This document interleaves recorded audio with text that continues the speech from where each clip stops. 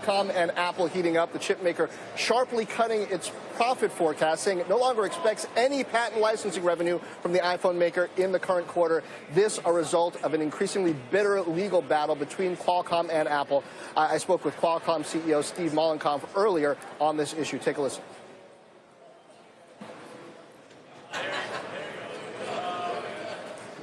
Or not, we don't have that sound right now, but this is remarkable because Qualcomm already knew this was an issue, but they expected some revenue from Apple through the contract manufacturers on this. Take a listen now to what Steve Mollenkopf had to say.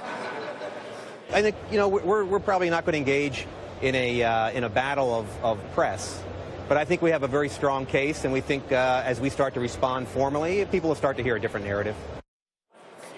Well, I don't know if this is the narrative that he had in mind. Apple, meanwhile, has a statement as well saying, we've been trying to reach a licensing agreement with Qualcomm for more than 5 years, but they have refused to negotiate fair terms. This comes down to the fact that Qualcomm gets a percentage of every smartphone, selling price of every smartphone that goes out. And they argue, hey, this is no good without the technology that we built in for broadband. And if you think about it, and they've got camera technologies, all kinds of technologies through these phones. If you think about it, Snap couldn't exist.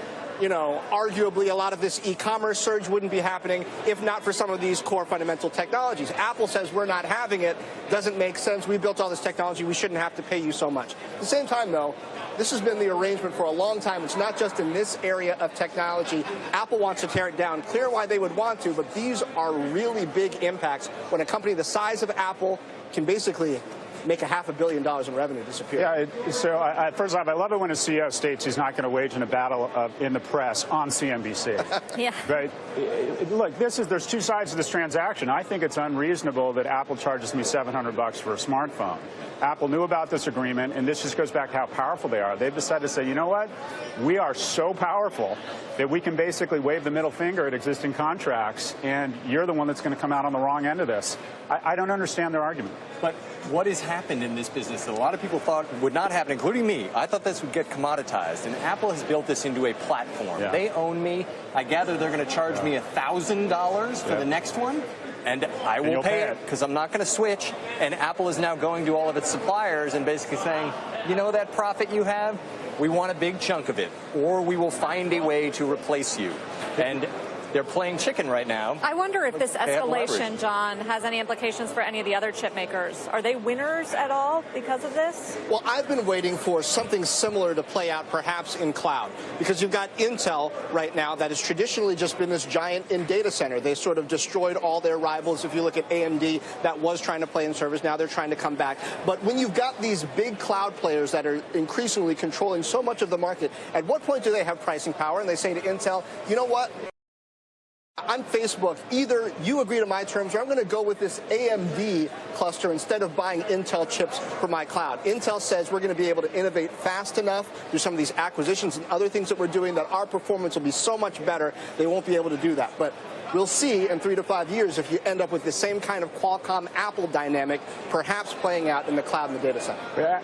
And Henry tapped into the key point here, most profitable company in history because they've achieved something no company's ever achieved in history, and that is they're the premium price product and the low-cost leader. This is the equivalent of the margins of Ferrari with the production volumes of Toyota, because you have a company that is so powerful and has so much power in the supply chain in terms of pricing power, yet commands the premium price. We've never seen that, I don't think, in the history of business. And you think regulators tolerate it? In this administration, but at some point when people realize that it's great to own a Ferrari dealership in Portola Valley, it's great to work for Facebook, it's great to own real estate in San Francisco, and everybody else is out of work sitting on their couch with a big-ass TV and a phone that has more power than Apollo 13, they're going to realize this isn't great for society, and I believe they're going to step in and break these companies But you could argue this is what you get to do when you actually don't have monopoly power. Your product's just so great that people ought to have it. I mean, if your product's that great, you get to do that, right? And when you have a tiny percentage of the overall market, that's the remarkable thing. They've sucked all the profit out of the entire market into their small market share. But that's Apple. Google has 90% market share. Amazon is soaking up 50% of all online growth and 25% of all retail growth, and has capital that they can go into any industry and basically crush the incumbents. So good points, but I think there's a counter to all these points. Well, a lot of people believe that Bezos' next step will be convincing consumers you don't need any other retailer. 100%. Time will tell if he can go that far. Guys, that was great. Good to see you both. Great, thank you. Good to Scott see you. and Henry.